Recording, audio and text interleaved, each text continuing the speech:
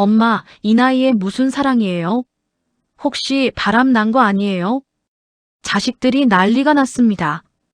이른이 넘은 나이에 남편 떠난 지 10년 만에 처음으로 가슴이 뛰는 사람을 만났다는 이유만으로 엄마는 평생 혼자 사는 게 당연한 거예요? 아니, 왜 당연합니까? 외로움에도 나이 제한이 있습니까? 사랑에도 유통기한이 있습니까? 저는 평생을 그림자처럼 살았습니다. 중매로 만난 남편 말 한마디 없이 세 자식 키워내고 남편 장례 치르고 빈집 지키며 10년을 버텼습니다. 그런 제게 처음으로 괜찮으세요? 물어봐준 사람이 생겼습니다. 처음으로 손 잡아준 사람이 생겼습니다. 처음으로 설렘을 느끼게 해준 사람이 생겼습니다. 그게 잘못된 겁니까? 오늘은 일은 넘어 찾아온 설렘과 그 설렘을 지키기 위해 자식들과 맞서야 했던 한 여인의 이야기를 들려드리겠습니다. 영상이 도움이 되셨다면 구독과 좋아요, 알림 설정 부탁드립니다. 여러분의 작은 관심이 더 좋은 이야기를 만드는 큰 힘이 됩니다. 그럼 지금부터 이야기 시작하겠습니다. 23. 중매로 남편을 만났습니다. 처음 본 그 사람은 키가 크고 말수가 적었습니다. 어머니께서 성실해 보이는 총각이라며 만나보라 하셨고 저는 그저 고개만 끄덕였습니다. 사랑이 무엇인지 설렘이 무엇인지 알기도 전에 혼인신고를 했고 그렇게 저의 삶은 시작되었습니다. 남편은 성실했습니다. 새벽같이 나가 밤늦게 돌아왔고 월급날이면 봉투째 제 손에 쥐어주었습니다. 하지만 그뿐이었습니다. 퇴근 후 식탁에 앉아 밥을 먹을 때도 아이들 재롱을 볼 때도 그 사람의 얼굴엔 웃음이 없었습니다.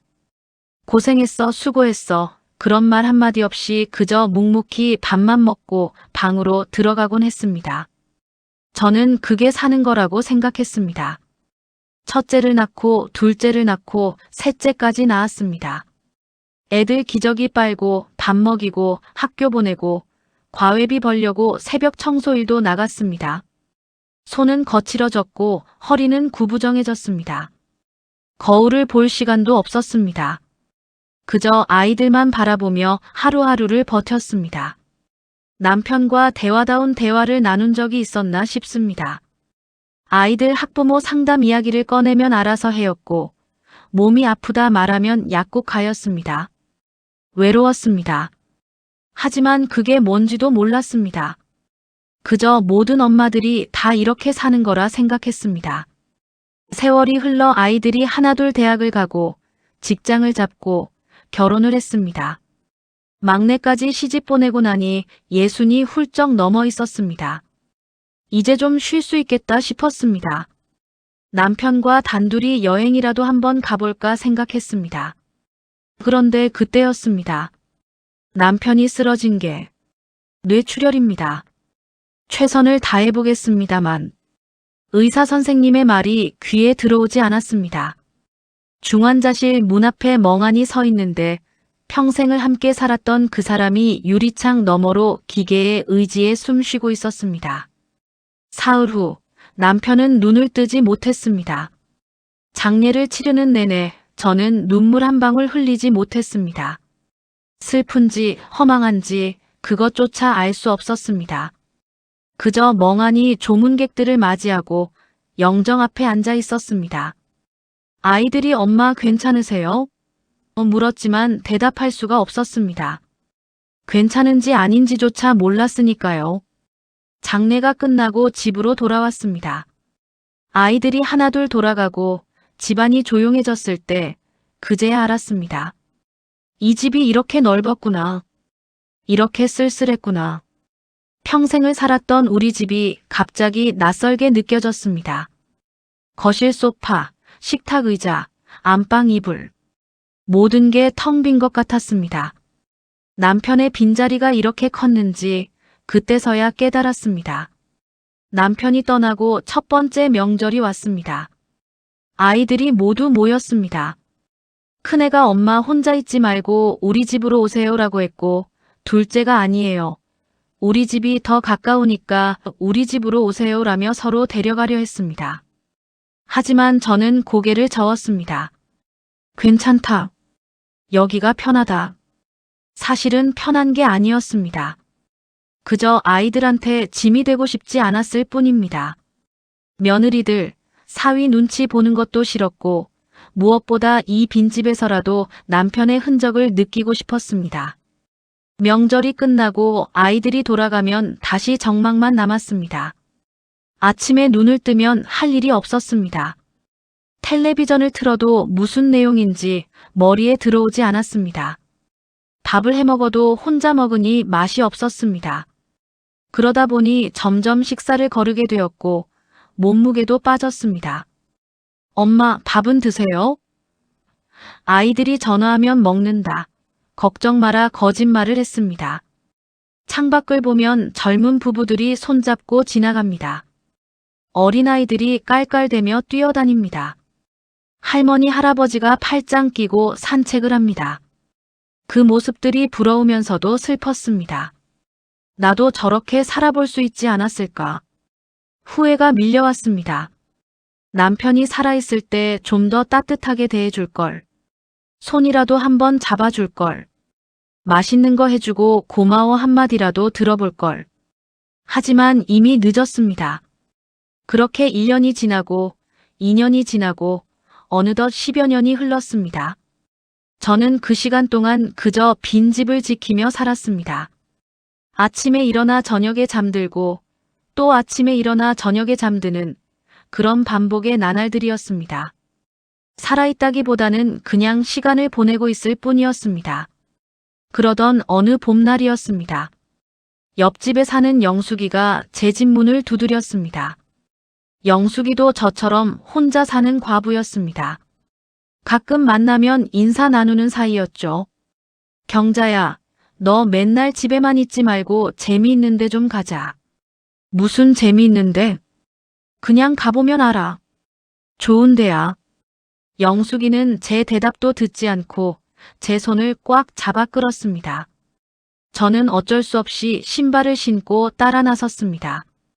버스를 타고 한 정거장쯤 갔을까요? 영숙이가 저를 이끌고 들어간 곳은 건물 2층에 있는 큰 공간이었습니다.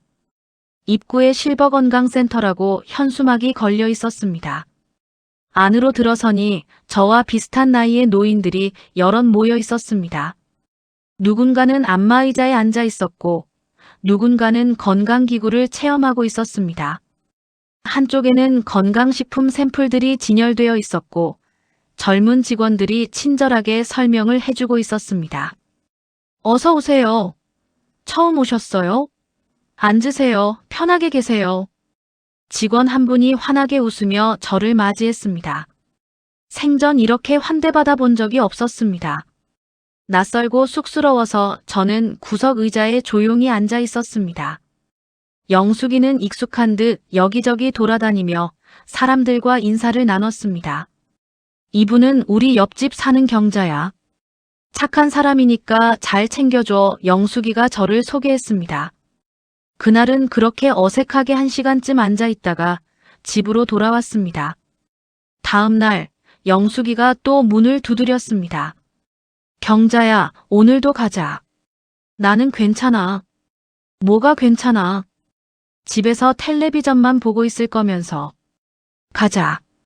저는 또 끌려가듯 그곳에 갔습니다.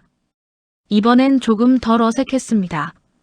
어제 봤던 얼굴들이 반갑게 인사를 건넸습니다. 어제 오신 분이죠? 오늘도 오셨네요. 누군가가 옆자리를 권했고 저는 그 옆에 앉았습니다. 여기 혈압 재주는 기계 있는데 해보실래요? 젊은 직원이 권해서 혈압을 재보았습니다. 와, 혈압 좋으시네요. 칭찬을 들으니 기분이 이상했습니다. 살면서 혈압 잰 것 가지고 칭찬받아 본 적이 처음이었으니까요.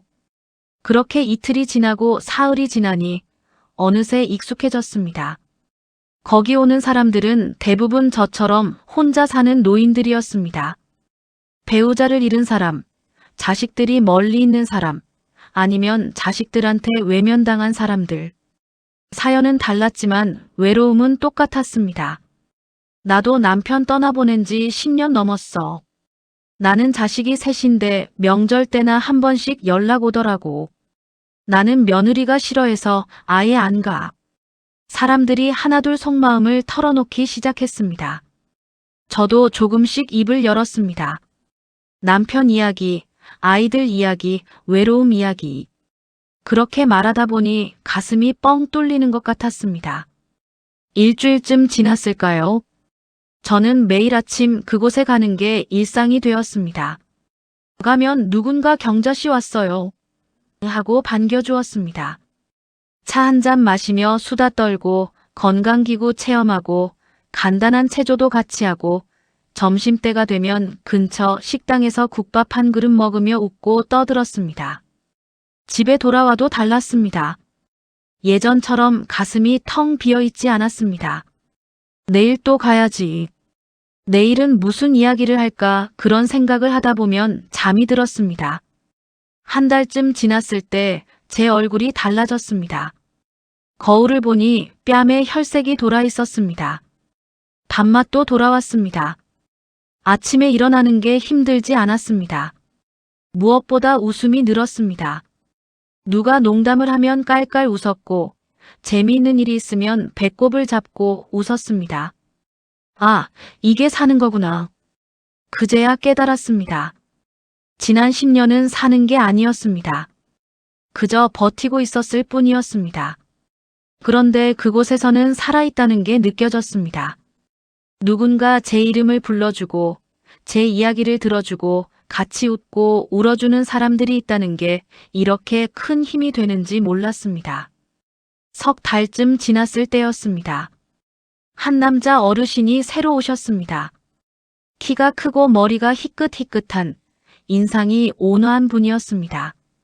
직원이 소개를 했습니다. 여러분, 오늘 새로 오신 박재호 선생님이세요. 인사 나눠주세요. 사람들이 하나둘 인사를 했고 저도 가볍게 목례를 했습니다. 그분도 조용히 인사를 받으며 구석자리에 앉으셨습니다. 며칠 후 그분과 자연스럽게 이야기를 나누게 되었습니다. 혹시 여기 자주 오세요? 네, 거의 매일 와요. 좋으시겠네요. 저는 처음이라 아직 낯설어서요. 처음엔 다 그래요. 금방 익숙해지실 거예요. 그렇게 짧은 대화를 나눴는데 이상하게 그분 목소리가 마음에 남았습니다. 부드럽고 따뜻한 목소리였습니다. 그 후로 자주 마주쳤습니다. 앉는 자리가 가까워지고 차 마실 때 같이 마시게 되고 점심 먹을 때도 자연스럽게 옆자리에 앉게 되었습니다. 대화를 나누다 보니 그분도 저와 비슷한 처지였습니다. 부인을 5년 전에 잃고 혼자 사신다고 했습니다. 자식이 둘 있는데 다 결혼해서 멀리 산다고 했습니다. 혼자 계시니까 많이 외로우시겠어요? 그러게요. 그래서 여기 나오기 시작했어요. 집에만 있으면 답답해서요. 공감이 갔습니다. 제가 느꼈던 그 외로움을 그분도 똑같이 느끼고 계셨습니다. 시간이 지날수록 그분과 대화가 깊어졌습니다. 젊었을 때 이야기, 자식 키우며 고생한 이야기, 배우자를 잃고 느낀 허무함. 그런 이야기들을 나누다 보면 시간 가는 줄 몰랐습니다. 그러던 어느 날이었습니다. 경자씨, 혹시 괜찮으시면 저랑 산책 한번 하실래요? 근처에 공원이 있던데. 그분이 조심스럽게 물었습니다. 순간 가슴이 콩닥거렸습니다. 이게 뭘까? 이 나이에 이런 감정이 또 찾아올 줄은 몰랐습니다. 네. 좋아요. 그날 공원을 걸으며 그분과 대화를 나눴습니다. 봄꽃이 피어 있었고 따뜻한 바람이 불었습니다. 그분이 가끔 농담을 하면 저는 깔깔 웃었고 제 이야기를 하면 그분은 진지하게 들어주셨습니다. 집으로 돌아오는 길, 제 마음이 이상했습니다. 설레었습니다. 내일 또 만날 생각에 가슴이 두근거렸습니다. 거울을 보니 볼이 발개져 있었습니다. 이게 설렘이구나. 평생을 살며 느껴보지 못했던 감정이었습니다. 중매로 만난 남편과는 한 번도 느껴보지 못한 이 감정. 60을 훌쩍 넘긴 나이에 이런 마음을 또 느낄 줄은 몰랐습니다. 그렇게 한 달쯤 더 지났을까요? 박재호 선생님과는 거의 매일 만났습니다. 센터에서 만나 차 마시고 점심 먹고 산책하고 가끔은 근처 찻집에 앉아 이야기를 나눴습니다. 그분은 참 다정한 사람이었습니다. 제 말을 끝까지 들어주셨고 사소한 것에도 웃어주셨고 제가 힘들어하면 괜찮아요. 다 지나가요 하며 위로해 주셨습니다. 어느 날 그분이 제 손을 잡았습니다. 경자 씨, 저 솔직히 말씀드릴 게 있어요. 가슴이 쿵 내려앉았습니다. 저 경자 씨한테 호감이 있어요. 아니, 호감을 넘어서 좋아해요. 귀가 빨개졌습니다. 가슴이 미칠 듯이 뛰었습니다. 저도 선생님이 좋아요. 그렇게 우리는 서로의 마음을 확인했습니다. 집으로 돌아오는 길, 구름 위를 걷는 것 같았습니다. 이 나이에 이런 감정을 느낄 수 있다는 게 신기하고 행복했습니다. 그런데 문제가 생겼습니다. 큰아들한테서 전화가 왔습니다. 엄마, 요즘 어디 다니는 거야? 순간 가슴이 철렁했습니다. 응, 그냥 친구들 만나러 다녀. 친구들 만나러 다니는 게 건강식품 파는 데야? 엄마, 거기 매일 간다며? 누가 본 모양이었습니다. 아니면 영숙이 입이 가벼워서 어딘가에 말을 했을 수도 있었습니다. 그래, 거기 좋은 곳이야. 친구들도 많고. 엄마, 거기가 무슨 곳인 줄 알아요? 노인들 모아놓고 비싼 건강식품 팔아먹는 곳이라고요. 아니야, 그런 곳 아니야. 사람들 만나서 이야기하고. 혹시 돈 쓰는 거 아니지? 엄마, 그런 데서 괜히 현혹돼서 몇백만 원씩 쓰는 사람들 뉴스에 나오는 거 못 봤어요? 나 돈 안 써. 그냥 사람들 만나러 가는 거라고. 목소리가 높아졌습니다. 큰아들은 한숨을 쉬었습니다. 엄마, 제발 그런 데 다니지 마세요. 걱정돼서 그러는 거예요. 전화를 끊고 나니 마음이 무거웠습니다. 며칠 후 이번엔 딸아이한테서 전화가 왔습니다. 엄마, 오빠한테 들었어요. 요즘 어디 이상한 데 다니신다며요? 이상한 데 아니야. 엄마, 그런 데 다니지 마세요. 나중에 사기당하면 어떡해요? 아니라니까. 그냥 친구들 만나는 곳이야. 친구들 만나려면 경로당 가세요. 왜 하필 건강식품 파는 데를 가요? 말문이 막혔습니다. 어떻게 설명해야 할지 알 수 없었습니다. 경로당은 다릅니다. 거기는 화투치고 텔레비전 보는 곳입니다. 제가 가는 곳은 제가 살아있다고 느낄 수 있는 유일한 곳인데 막내 아들까지 전화를 했습니다. 엄마, 형이랑 누나가 걱정하던데요. 그 센터 다니는 거 그만하세요. 너희들은 왜 다 내일의 간섭이야? 간섭이 아니라 걱정이에요. 엄마 혼자 계시니까 누가 이용하려고 하는 거 아니에요? 새 남매가 번갈아 가며 전화를 했습니다. 가지 말라고, 위험하다고, 사기당할 수 있다고. 하지만 정작 제 외로움에 대해서는 아무도 물어보지 않았습니다. 그날 밤 잠이 오지 않았습니다. 아이들 말도 틀린 건 아니었습니다.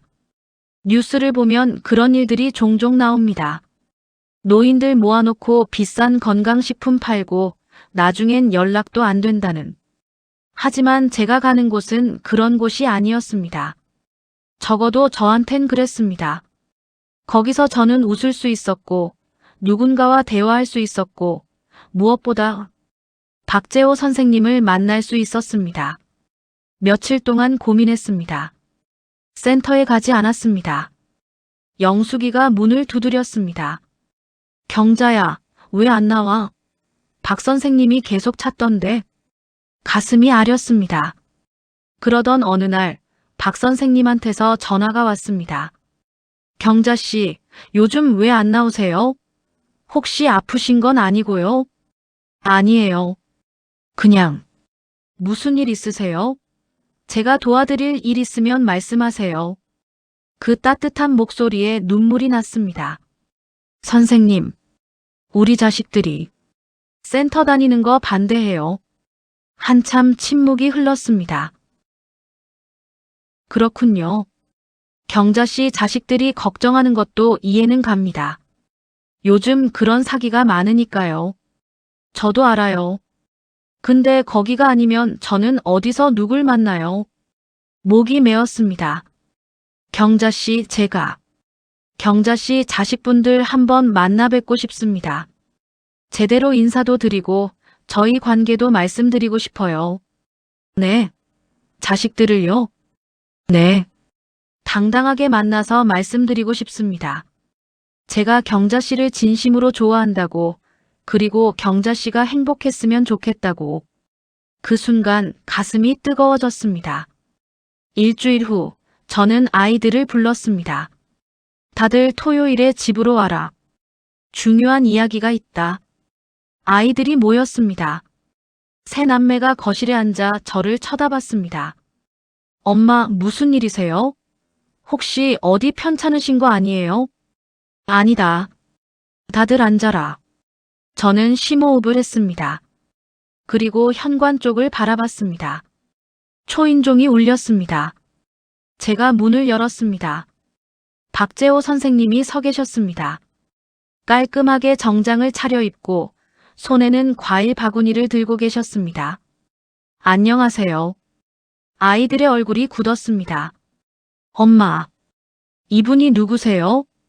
들어오세요, 선생님. 박 선생님이 들어와 아이들 앞에 정중히 인사했습니다. 처음 뵙겠습니다. 박재호라고 합니다. 어머님과 알고 지내는 사이입니다. 큰아들이 벌떡 일어났습니다. 엄마, 이게 무슨 일이에요? 이분이 그 센터에서 만난 사람이에요? 그래. 앉아라. 내 이야기 들어봐라. 저는 아이들을 쳐다봤습니다. 너희들은 엄마가 센터 다니는 거 반대했지. 위험하다고 사기당할 수 있다고. 그래서 오늘 이렇게 불렀다. 딸아이가 박 선생님을 경계하는 눈으로 봤습니다. 엄마는 평생을 혼자 살았다. 너희 아버지는 좋은 사람이었지만 무뚝뚝했어. 단 한 번도 엄마 손 잡아준 적 없고 사랑해 고마워 그런 말 한마디 안 했어. 너희들 키우느라 청소일하고 밤늦게 집 와서 밥하고 빨래하고 그렇게 살았어. 목소리가 떨렸습니다. 아버지 돌아가시고 나서 10년 동안 엄마가 어떻게 살았는지 아니? 너희들은 명절 때나 왔지. 전화도 한 달에 한두 번. 엄마가 밥 먹는지 안 먹는지, 아픈지 안 아픈지, 외로운지 안 외로운지. 아무도 안 물어봤어. 큰아들이 고개를 숙였습니다. 그런 엄마가 겨우 찾은 게 그 센터야. 거기 가면 엄마 이름 불러주는 사람들이 있어. 같이 웃고 이야기 나눌 사람들이 있어. 그게 뭐가 잘못됐니? 엄마, 저희가. 그리고 이분은. 저는 박 선생님을 돌아봤습니다. 박 선생님이 제 손을 잡았습니다. 이분은 엄마한테 처음으로 괜찮으세요? 물어봐준 사람이야. 엄마 이야기 들어주고 힘들 때 위로해주고 손 잡아주는 사람이야. 딸아이의 눈이 커졌습니다. 엄마, 설마. 그래. 엄마는 이분이 좋아. 이 나이에 무슨 설렘이냐고. 무슨 사랑이냐고. 그래도 엄마는 이분 만날 때 가슴이 뛰어. 내일 만날 생각에 잠이 안 와. 이게 잘못된 거니? 박 선생님이 입을 열었습니다. 어르신들께 정중히 말씀드립니다. 저는 어머님을 이용하려는 사람이 아닙니다. 저도 부인을 잃고 5년 동안 혼자 살았습니다. 얼마나 외로운지, 얼마나 힘든지 압니다.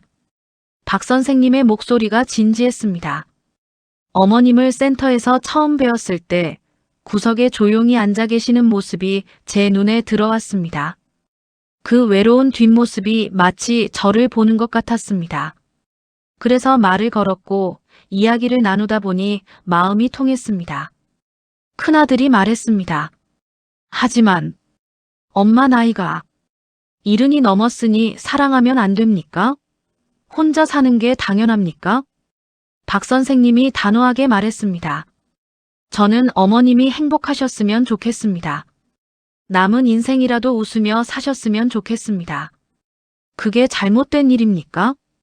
거실이 조용해졌습니다. 한참 후 막내 아들이 입을 열었습니다. 엄마, 죄송해요. 저희가 엄마 마음은 생각 안 하고 걱정만 했네요. 딸아이가 눈물을 닦았습니다. 엄마, 저희가 잘못했어요. 엄마가 외로우신 줄 알면서도 바쁘다는 핑계로. 큰아들이 박 선생님께 고개를 숙였습니다. 죄송합니다. 저희가 오해했습니다. 박 선생님이 고개를 저었습니다. 아닙니다. 어머님을 걱정하시는 마음은 당연합니다. 앞으로 제가 잘 모시겠습니다. 그날 저는 아이들 앞에서 처음으로 제 감정을 솔직하게 말했습니다. 며칠 후 큰아들이 전화했습니다. 엄마, 박 선생님 괜찮은 분 같아요. 엄마 행복하시면 저희도 좋아요. 딸아이도 문자를 보냈습니다. 엄마 사랑하세요.